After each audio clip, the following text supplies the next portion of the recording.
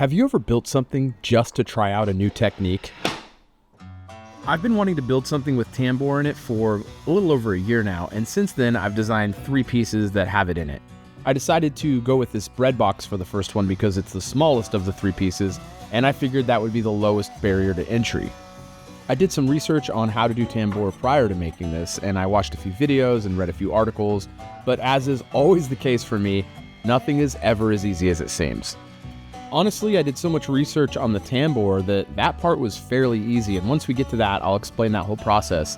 But the part that gave me the most grief was the box, the actual bread box. I thought for sure I could coast my way through that because I've made a million boxes in my life, and I just figured, oh, that'll be the easy part. I can focus all my energy on the tambour, and that just wasn't the case. In fact, I ended up making 2 of these bread boxes because the first one was just a complete failure. You're actually watching me mill up the wood for the first box that didn't work out. And I don't want this video to be about failure. I want it to be about the success and the finished piece that came of this because honestly, I'm in love with it. But I didn't want to shy away from showing you the parts that I messed up on. And I'm gonna go over it really briefly because I don't want that to be the focus of the video, but I do want you to see the things that ended up becoming problematic. If you've seen any of my videos, you've seen the milling process. I'm just trying to make the wood square, flat, and usable. And I don't want to deep dive into that. I just want to show that process really quick and start jumping into a lot of the problems because that's really what this first part of this video is going to be about. My thought was that I'd use mortise and tenon for all the joinery around the box. This required that the back panel has mortise and tenon on all 4 sides. And mortise and tenon on all 4 sides does not work because on 2 of the sides, you're going to have short grain. And short grain on a tenon is basically useless, and I was not thinking straight, and I thought, oh, this will be just fine. Run it this way. It is not fine. It is a weak joint, and it will break on you. And you can see here, those are the tenons that failed on me. You can see that the grain is running along the board there. It's going from the front to the back, and that makes them incredibly weak. Once I was done cutting the tenons, I wanted to fit the back panel to the bottom, which I'm doing there, to see if it all lined up. And of course it did. I used the shaper origin. The shaper origin is great for that. Joinery is fantastic. But when I took the bottom off of the back, the tenon just snapped. And that is because, again, it was running short grain across the tenon. It's just super weak and it makes it a completely useless joint. So here I am remaking material for a new back panel. And on that panel, I decided to use the domino instead of integral tenons. So I'm going to be using floating tenons instead. I got the piece all marked up. And then I broke out my domino and I started cutting the mortises for the floating tenons. And there was already mortises in the pieces because I had cut them on the shaper origin, but I just made sure to miss those spots with the new mortises so that, there was no overlap. And it is kind of unsightly that those mortises are there, but they're going to be hidden once everything's put together and you'll never see them. So let's talk about all the parts that make up the bread box. First, you have your top, your bottom, your sides, your back, and your slats. And you'll also need some sort of fabric to hold the slats together so that when you're moving them around in the grooves that you make, they travel uniformly and smoothly. Outside of the problems with the back panel, and I did get those resolved, everything else went really smooth. The sides cut out great, the bottom cut out great, the top cut out great. And once I got the back figured out, that was going really well too. And with everything fitting together and the box coming together nicely, I wanted to start moving my attention over to the staves for the tambour door. Since the material for the staves is going to be pretty small, I knew there was a chance for it to move around a lot, so I wanted to use as stable a wood as I could get. So I grabbed a piece of quarter sawn walnut. And of course the piece of wood that I grabbed had a bullet in it. I didn't put the bullet in there. Someone shot this tree when it was still a tree and it got milled up this way. And, bullet wood. You can see there that the grain, other than where it's really curly at the end, is really straight, and that is quarter sawn, and that makes it really stable, and that's why I wanted to use it for my staves. So I cut 2 pieces of the walnut out, and then I took them over to the jointer, and I jointed one face and one edge. After that, I took them over to the bandsaw. Because this material is more than twice as thick as I need it to be, I resawed it down, and then I, of course, observed the book match because I'm a woodworker and book matches are magical. And then I let the wood rest for a bit, and then I took it back over to the jointer, and I started milling it to its final thickness. And I'm not going to bore you with all the slats I had to cut out. I ended up cutting about 40 of these, and that's just really boring to watch. So here is a quick time lapse of me cutting out all the slats. And little tiny peek behind the curtain, I'm gonna have to do this again. And even though the wood was quarter sawn and I followed all the milling procedures properly, there was still a couple pieces that got a little wonky and I had to clean them up with a hand plane.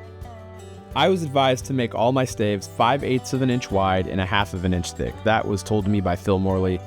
I went with what he said because he seems to know what he's doing. And all the staves get a little rabbet on the ends so that you have this little tongue sticking out that fits in the grooves. And that means you have to do a lot of repetitive cuts. And your first few cuts are the most important ones because these are the ones you use to set up your stop block. And you want to make sure your stop block's in the right spot because you don't want your shoulder to be too far in and you don't want your tendons to be too thin, otherwise it'll be sloppy.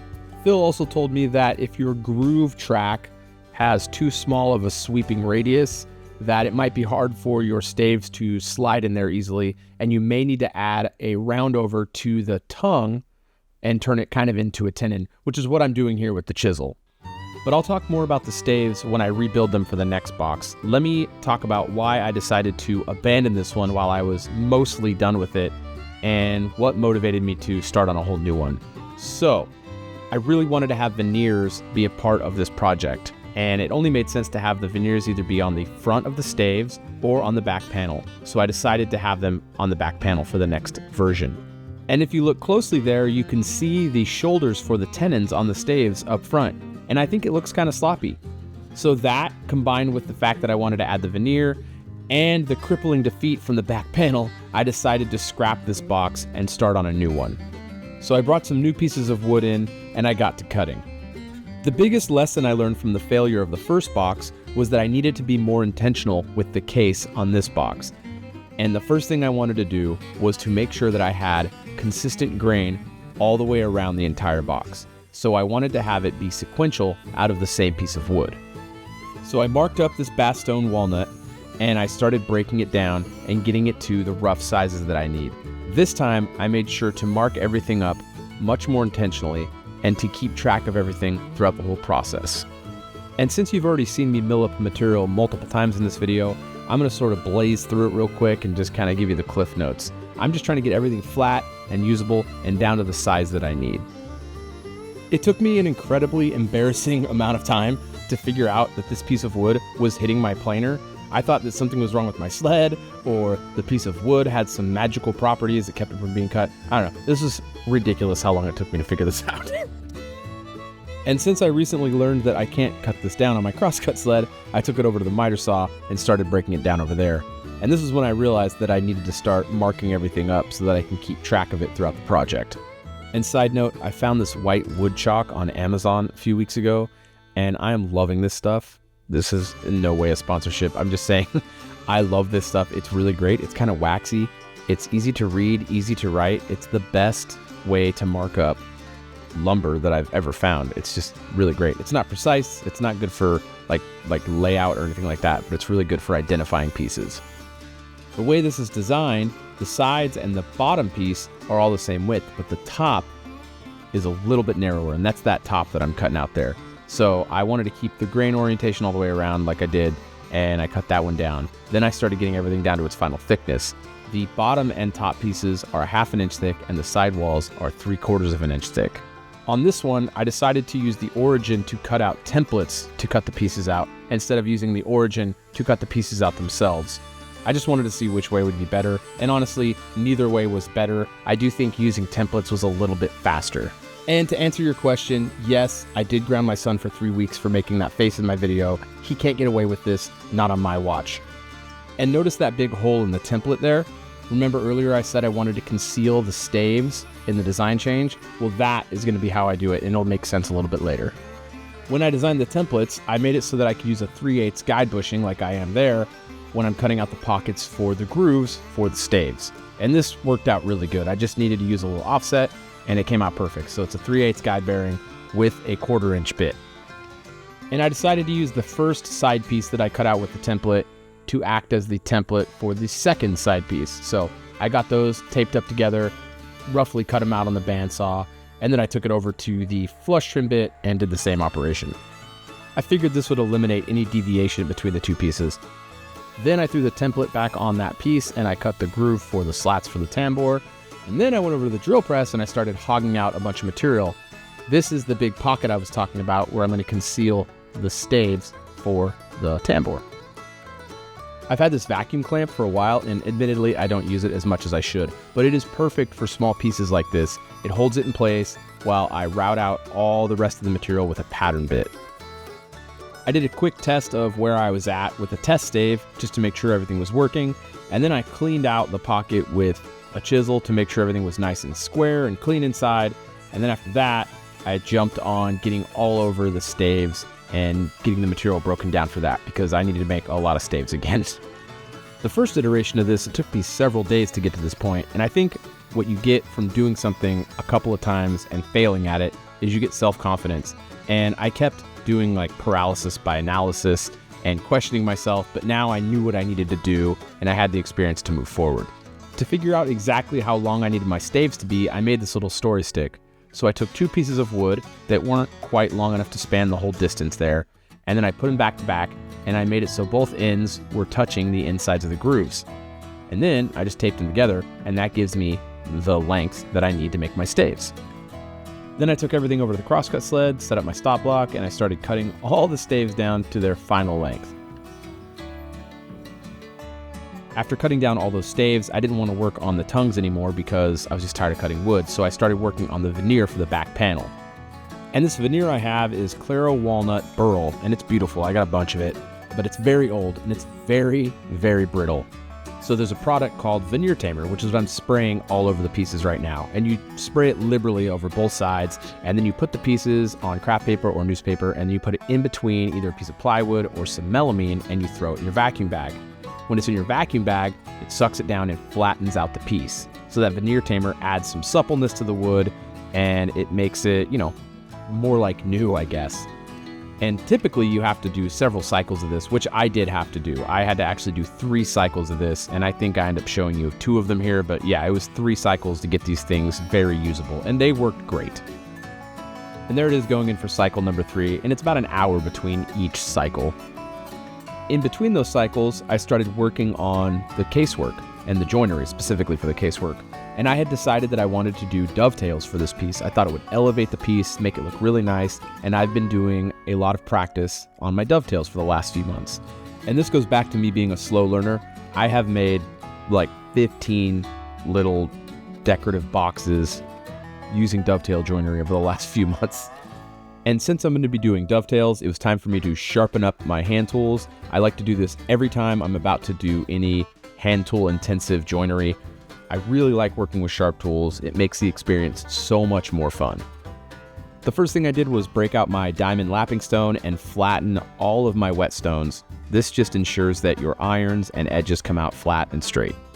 And this is by no means a sharpening tutorial, but if you are interested in something like that, I am going to be putting one up on my Patreon page. So if you'd like to check that out, go hit the link down below in the description. When you're doing dovetails, it's 2 parts. You start cutting your tails and then you cut your pins. And I really like cutting my tails on the bandsaw, and that's because of this jig. It's a reference jig. You don't have to measure or mark up anything. You can just kind of put them where you like them. I did lay out where I want them to be roughly, and that's mostly just so I don't use the jig in the wrong direction, but it's really cool because you flip the piece about the center, cut your tails, and then you flip the jig end over end, and you cut the other sides of the tails, and it allows you to make really thin kerf width cuts so that you have these really nice looking pins when you get to that point. And with the dovetails cut, I like to remove as much waste as I can with a fret saw, and then I go back with a chisel and clean it up right to my lines. Sometimes I like to use this 1-2-3 block to make sure I keep my chisel perfectly 90 degrees when I'm chopping down through the wood. And this is something I started doing recently. I use a carpenter square, or any sort of square really, to keep my tail board 90 degrees to my pin board so that I have really good markup and layout.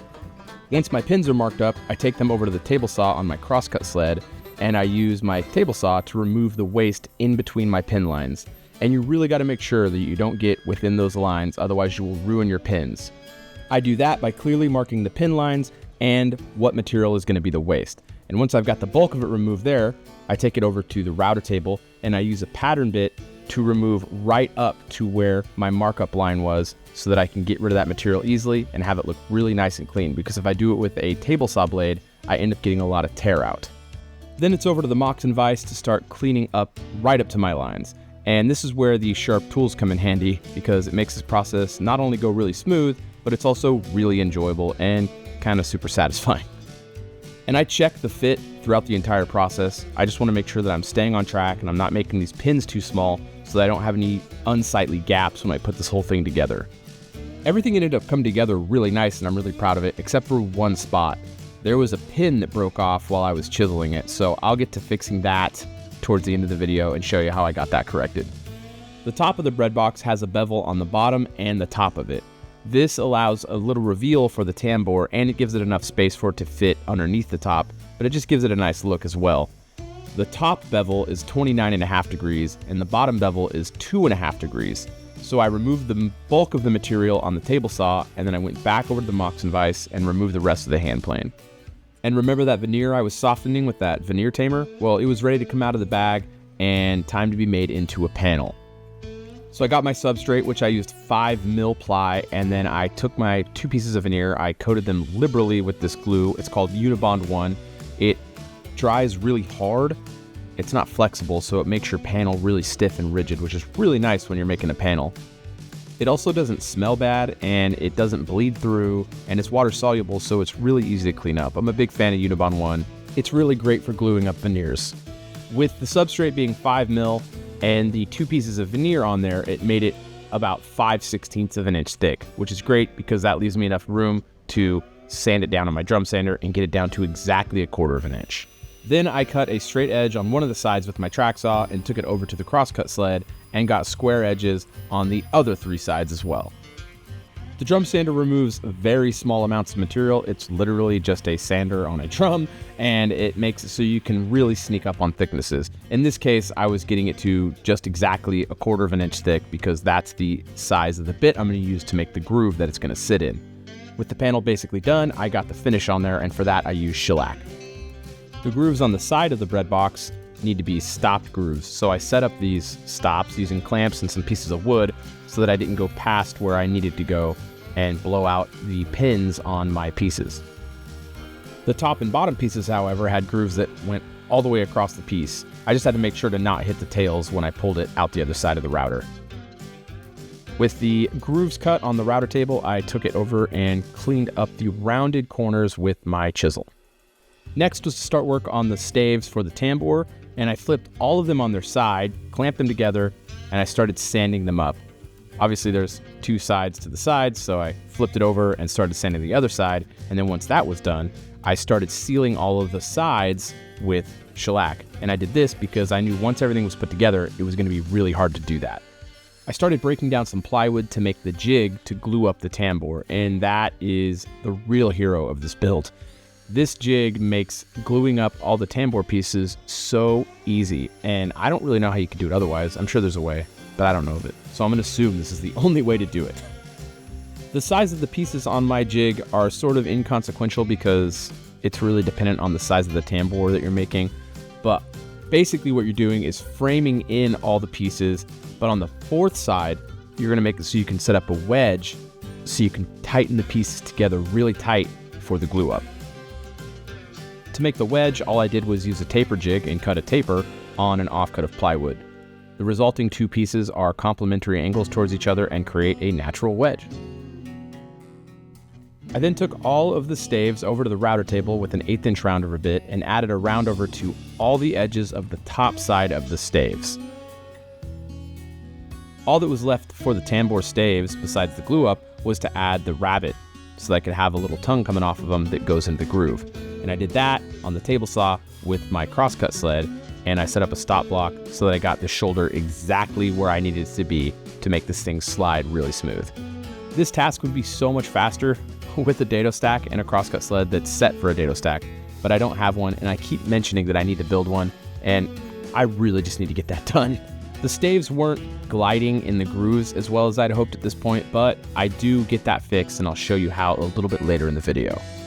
There's no real need for me to show you this part other than, like, look how good that fit is. That is such a nice joint. This is definitely the nicest dovetail joinery I've ever done in my life, and I'm just super proud of it. So now you have to look at it. With the tenons all cut on the staves, it was time to load them up in the fixture so I could start gluing them up. And I did that by putting them in there upside down because that's where the fabric is going to get attached. Those 4 staves that I marked up there, they were actually extras. After doing some test fitting, turns out I had more than I needed, which is a good situation to be in. Going into this, I thought there was a special fabric you needed to use for the tambour, and there just isn't. It's just a cotton twill that you use, and it's really easy to get online. I'll put a link down below in the description. When I started planning this build, I was asking my patrons what parts of the build they were the most interested in, and by and large, it was the tambour. Everyone in the Patreon group wanted to know how I do the tambour, and honestly, so did I. I didn't know what it was going to be. I thought the tambour was going to be the hardest part of the build, and honestly, as it turned out, it was like the easiest part of the build, and it was the most fun because it was something so new to me. And again, I thought I'd need like a special glue for this, and you don't. I'm just using Titebond Speed Set. A lot of people use contact cement. Some people just use Titebond 3 or Titebond 1. I read on a forum that you can use white glue, and this speed set is a white glue, and honestly, it worked out great. You can see right there. I think we can all agree that brass looks amazing with walnut, and I've been doing a lot of custom brass hardware with my pieces lately. I took a 1/4 inch thick piece of brass bar stock, and I marked up 2 spots for where I wanted the through holes to go, drilled those out, and then I put some countersinks in there for some number 4 brass screws. I really made sure to make it so that the heads of the screws fit right into the countersink. It just makes it look perfect. And then I took the tambour over to the crosscut sled and I cut in a little notch for the hardware to fit right into. I fit the piece into the notch and then I pre-drilled the holes because brass screws really like to break on you. I got those brass screws fit in there nicely, and then I started spraying the brass with lacquer. I like to sand it to 320. It makes it have a really nice brushed look, and the lacquer sort of fills in those lines and looks perfect. I used this frightening cove bit on my router table to make the finger reliefs so you can easily get your finger underneath the hardware when you're trying to raise and lower the tambour. Like I said earlier, the tambour wasn't sliding as smoothly as I like, so I went through all the grits all the way up to 320 on the inside of the grooves and made it really smooth. I then added paraffin wax to all of the insides of the grooves and to all of the tenons on the staves. I didn't record that, I completely forgot about it, but that paraffin wax was a game changer. I highly recommend you put paraffin wax on all the moving parts of your tambour. The next step was to prepare all the surfaces and get everything ready for the final assembly and glue up. Oh, and also to get the finish on. And since I'm at the most boring part of the video, which is the sanding, I'm legally required to mention that if you did like this video, it would be amazing if you could like and subscribe to the channel and even turn on that notification bell. Outside of becoming a Patreon member, this is the best way to help support my channel, and I would greatly appreciate it. And I don't want my Patreon page to become like an afterthought mention in this video because I greatly appreciate the people over there who support what I'm doing. We've created a really cool community over there of a bunch of different backgrounds of woodworkers, and we are constantly bouncing ideas off each other and sharing the things we're excited about that's going on in the shop, new tools, stuff like that. It's a really cool community, and if you wanted to go check it out, like I said before, the link is down below in the description, and it is just a ton of fun to be a part of such an amazing growing community. I pre-finished all the insides of all the panels prior to the glue up just to make it so I didn't have to get finish in there after it was glued up. It makes things way easier. Highly recommend. One thing I didn't do was design in a way to get access to the tambour after the glue up. And that's something I should really think about in the future with tambour designs. So what I did was use hide glue. And what's cool about hide glue is that you can break it down later on should you need to repair anything. Also, hide glue has a really long open time, which is very nice when you're doing highly stressful glue ups like this. I thought I was going to need help from some of my guys in the shop. I ended up being able to do it by myself because the hide glue open time is like 20 minutes. It was fantastic. It went really smooth and everything came together really nice. I think a common misconception amongst beginning woodworkers is that you need these really big parallel clamps to do anything, and it's just not true. I actually rarely reach for them unless I'm doing like a big tabletop glue up. I prefer my smaller unibody clamps and my K-body juniors because they're just so much lighter and easier to maneuver and just much easier on the body. Oh, remember that busted pin from earlier that I talked about? I didn't show the conniption fit I threw off camera when it happened, but here's how I fixed it. I just cut a pin from an offcut and I glued it in place, and honestly, you just can't even tell that there was an issue. With the pin fixed, it was time to start removing all the excess material and start sanding everything back and getting ready to get finished on this thing. It felt almost surreal that I was finishing up this project. And not just that, it looks amazing. Like, I'm really happy with how this piece came out. Every morning I wake up and make a coffee and I see it sitting on my countertop in my kitchen, and it just brings me so much joy. It's such an unnecessarily nice bread box. That's what it's all about, right? Taking something that you love, woodworking, and making something that brings joy to your day. That is something I will never get tired of doing.